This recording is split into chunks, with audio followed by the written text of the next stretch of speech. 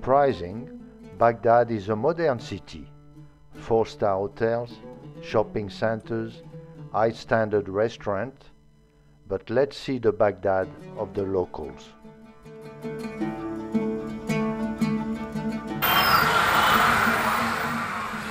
Rashid Street, from the Ottoman era, is still the busiest commercial area.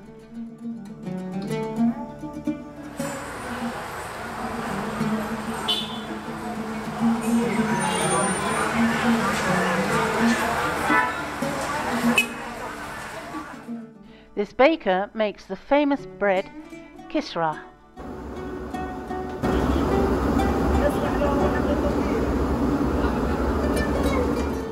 Believe me, it's delicious. Let's take a side street to discover different stalls.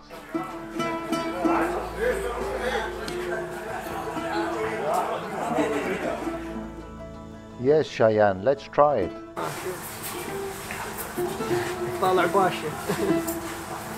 Hello? Is it good for me? The Pasha Cheyenne.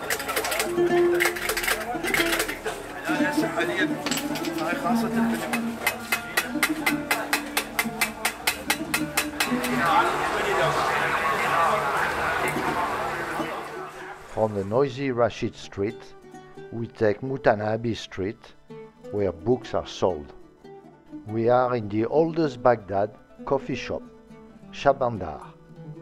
The atmosphere is great, and expats like us are welcome.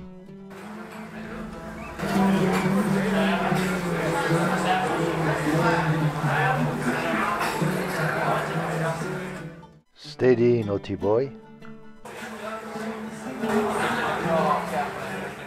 My Iraqi friend Obeid invites me to a nice restaurant with a special menu which draws attention. This evening at the hotel restaurant we are having a local dish. I mean a big Iraqi dish. This pomegranate fresh juice is delicious.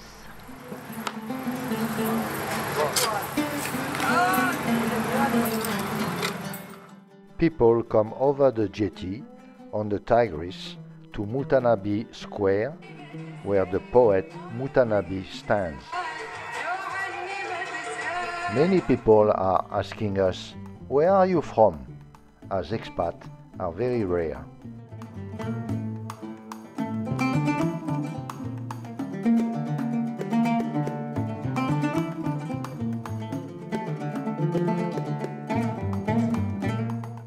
We are leaving Baghdad for Ctesiphon. Ctesiphon was the palace of King Khosrau of the Sassanians, 240 years BC.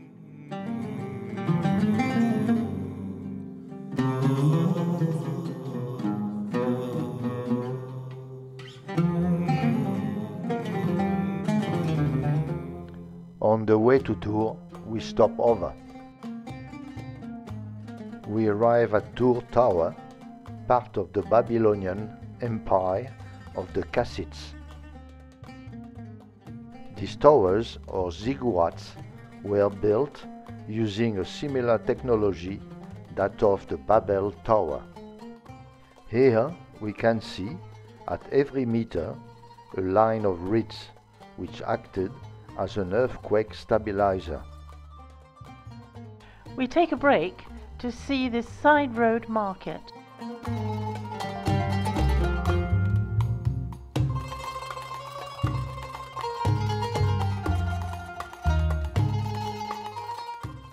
As usual, many dishes for our lunch.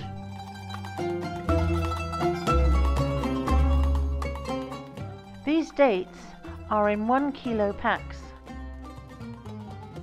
Samara was at the time the world's biggest mosque with the highest minaret.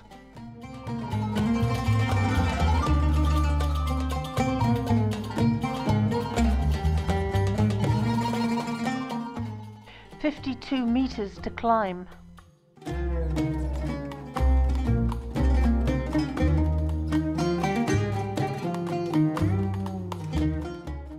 Columns were standing there.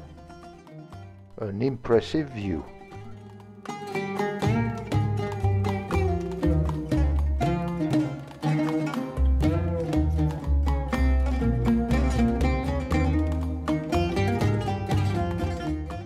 A group picture is a must here. We are off to Babylon, rebuilt by Saddam and repainted in blue, as the original ceramic bricks were.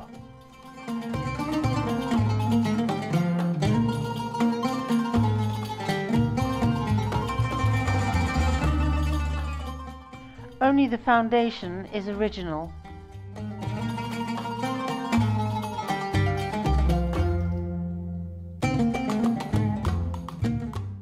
Alexander the Great died here.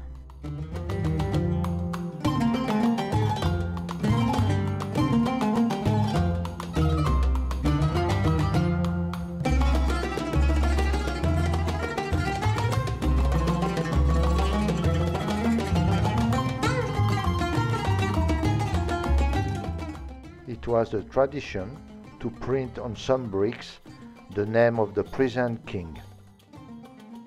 Of course, Saddam had to print his version to quote, "Myself, Saddam, the heir of the throne of Nabucodonosor," and so on.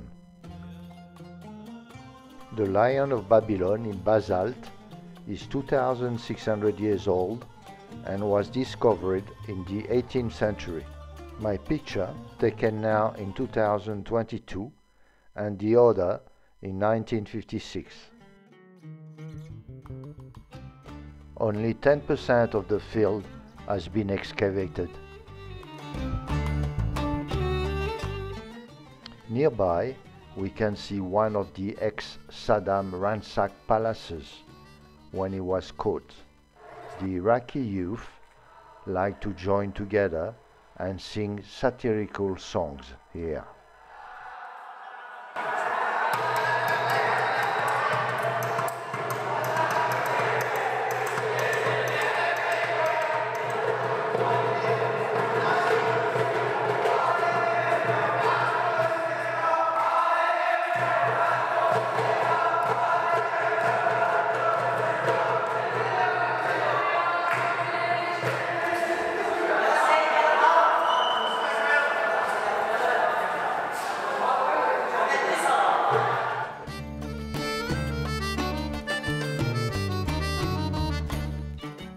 A nice view over the Euphrates.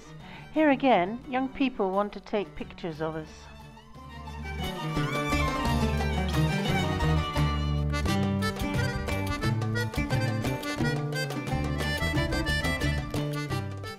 Goodbye, Saddam.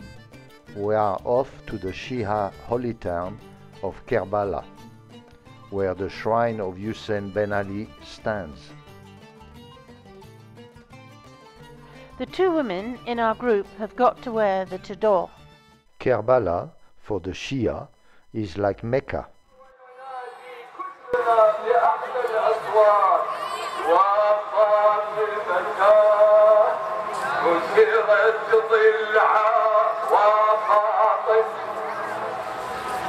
Allahu Akbar, Allahu Akbar. سبحان الله سبحان ربي الأعلى وبحمده اللهم صل على محمد وآل محمد. الله أكبر الحمد لله. أشهد أن لا إله إلا الله وحده لا شريك. It is here that each year for the Arba'in, the pilgrims come in millions. Some are fanatics and are beating their backs with chains and blades. As we leave this sanctuary, we see several posters of martyrs killed by ISIS.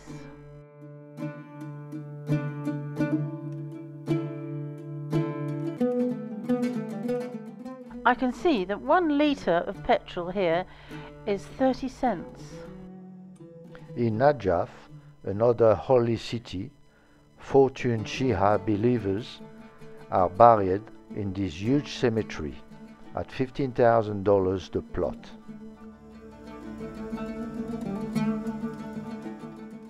In this grand mosque, The Imam Ali, cousin of the Prophet Muhammad, is buried.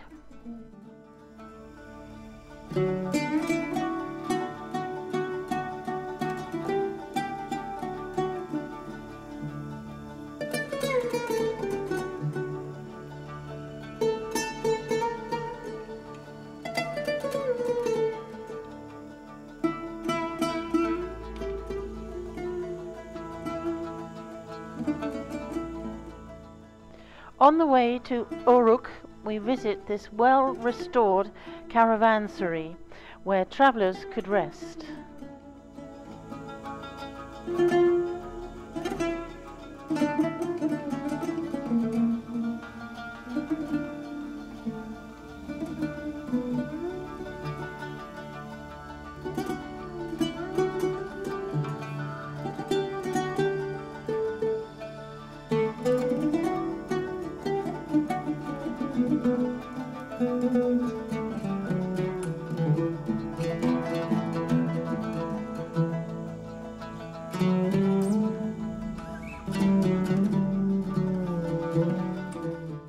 We continue our journey to Old Uruk, the first city to be built in the world.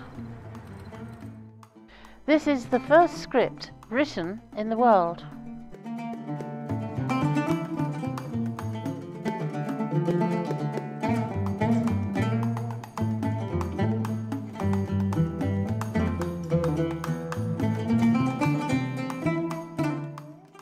The ground is covered with broken clay pots.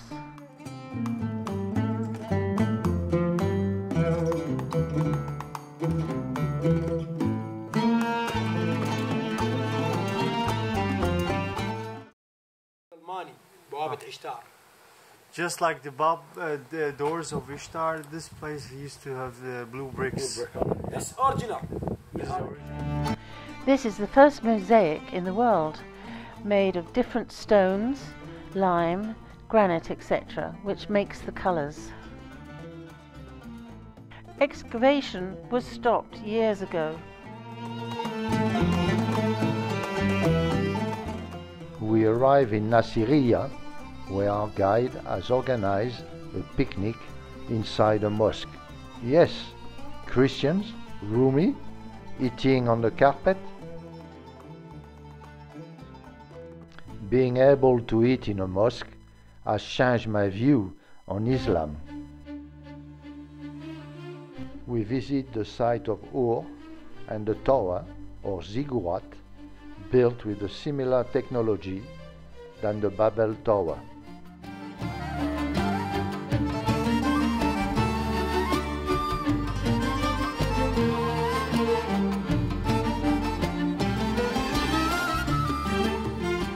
BC.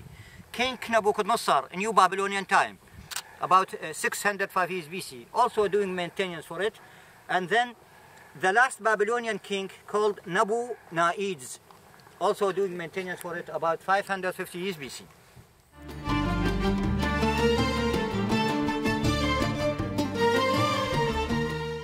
Thanks to oil appearing naturally, bitumen was used to cement these slabs. The Euphrates, being nearby, flood these marshes, where reeds grow everywhere, and the 5,000 years old ethnic Marsh Arabs live.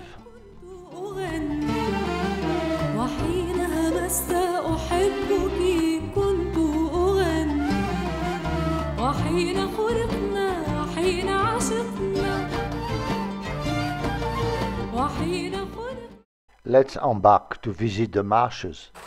Muslim!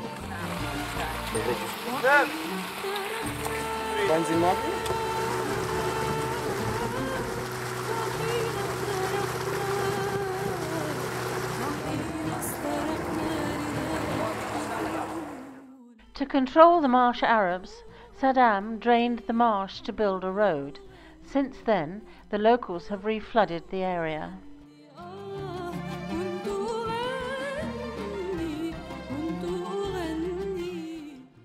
Water buffalo, fishing and reed weaving is their main source of income.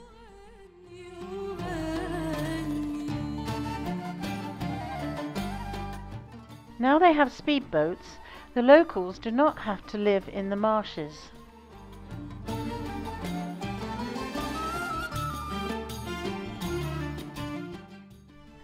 This is one of the last bridges resting on barges to cross the Tigris. Both the Euphrates and Tigris join here to become the Shatt al-Arab, 200 kilometers long, all the way to the Persian Gulf. We arrive in the second biggest city of Iraq, Basra, under new development, car dealers and shops one after the other.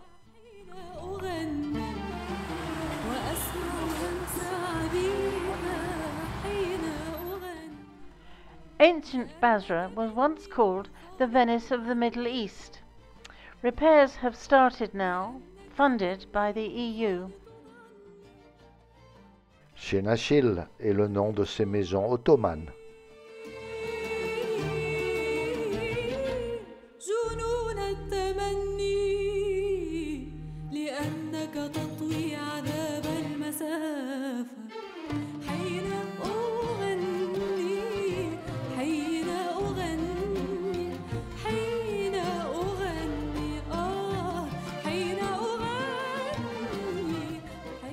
Students come here to study the architecture.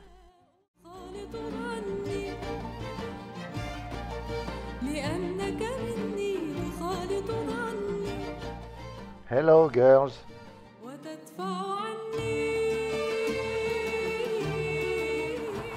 By boat, we navigate on the Shatt al-Arab, which is 200 kilometers long and finishes in the Persian Gulf Sea, on the Iranian border.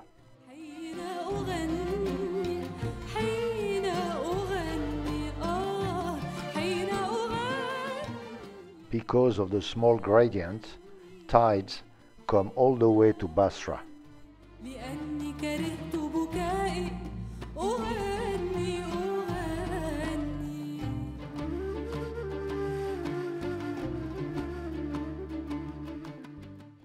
During this trip across Iraq, I have become aware that young people want to break away from the immense influence.